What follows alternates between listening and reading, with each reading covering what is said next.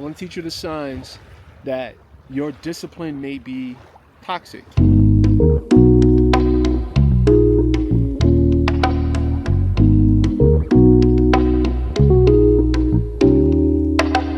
What up, squad? So I didn't plan to make this video, but I thought it was important that I discuss with you guys this whole concept of toxic discipline, because I think my body is a product mostly of what I'm calling toxic discipline.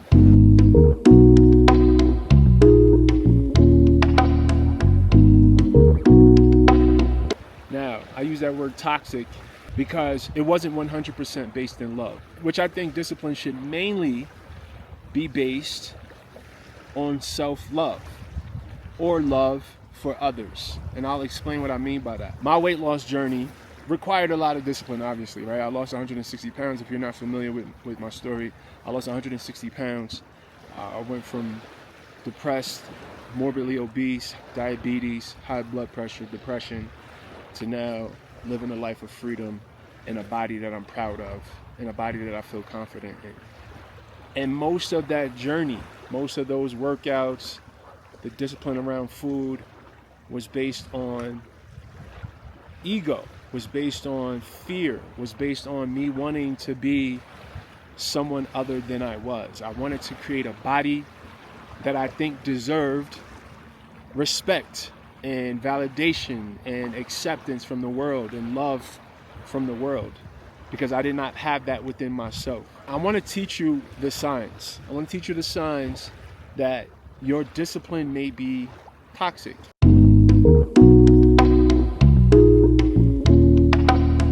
Let's talk about toxic discipline, right? The type of discipline that makes you look like you got your shit together from the outside, but when you take a deeper look, you know that it's fueled by shame.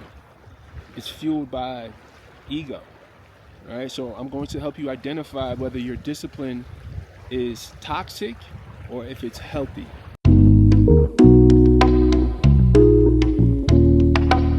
All right, so let's get into a few signs that your discipline may be toxic. The first sign, you feel guilty when you rest.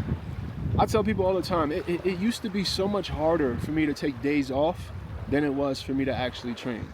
That's a sign that your discipline is toxic, because rest is just as important as the work.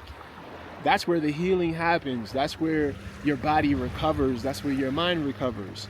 But if you feel like if you stop, you're falling behind. If you stop, you let that voice in your head tell you that you're lazy, that you're a bum, that you're not disciplined, then there's your sign that your discipline may be toxic. The second sign, you punish yourself when you miss a workout, when you make a mistake.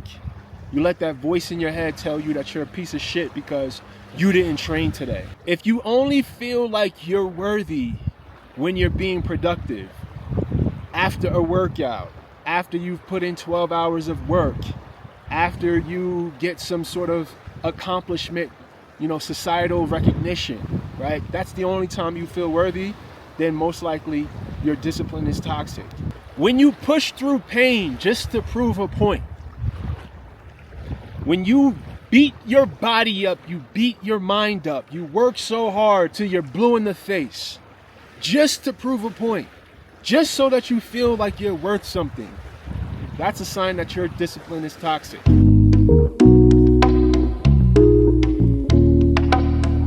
Now, on the other hand, if you rest and you give yourself grace and you understand the value of slowing down and stopping and sitting in stillness, then your discipline is healthy discipline. If you're consistent but you're not obsessive, that's a sign that your discipline is healthy. If you train hard because you love your body, because you want to nurture your body, not because you hate your body or you want it to be something other than it is, then that's a sign that you have healthy discipline. If you know discipline is not about perfection, and you give yourself the space and the grace to go through the process, then that is healthy discipline. Now, I am recently making that transition to a healthier discipline. I'd say over the last 2 years or so. But prior to that, everything that I named in the toxic discipline area, that was what was fueling me. And it caused burnout. It caused mood dysregulation. It caused me being in a space energetically where I wasn't allowing beautiful things to come in, right? I was blocking a lot of my blessings because I had this drive that was not healthy. It was toxic.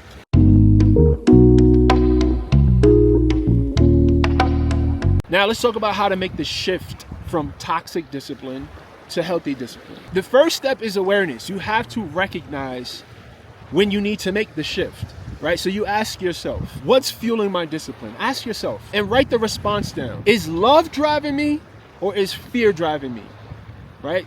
Is my desire to grow driving me, or is my desire to feel validated and accepted driving me, right? Ask yourself that question and answer honestly.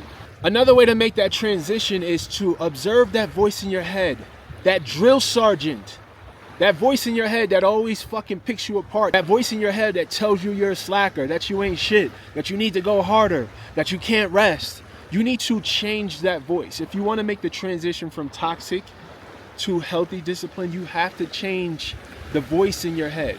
And you start by recognizing when that voice is being out of line, when that voice is being abusive, when that voice is being toxic. And one way to change that voice, I like journaling.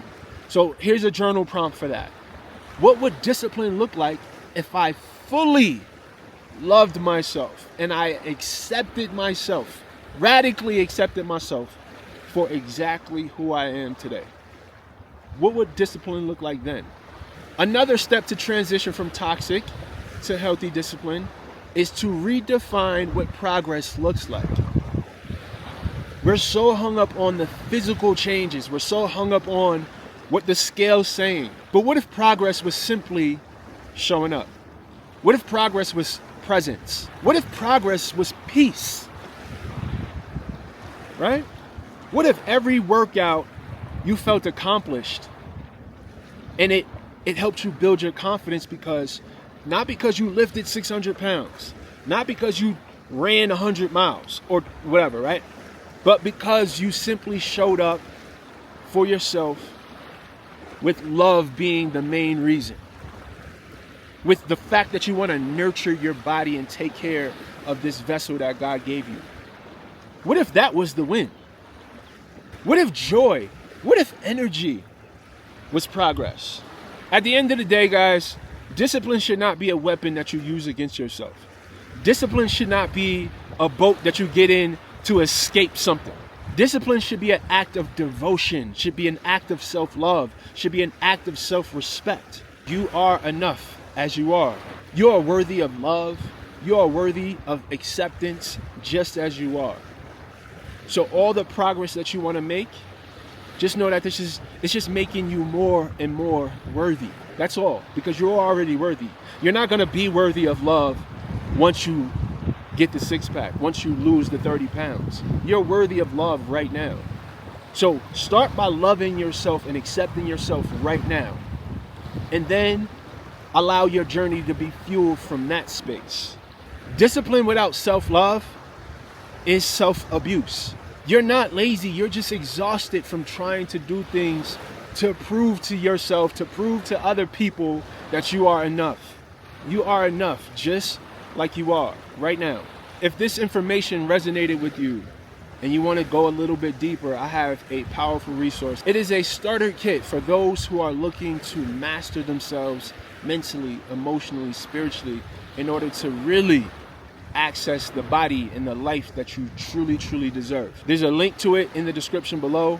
Please take advantage of it right now.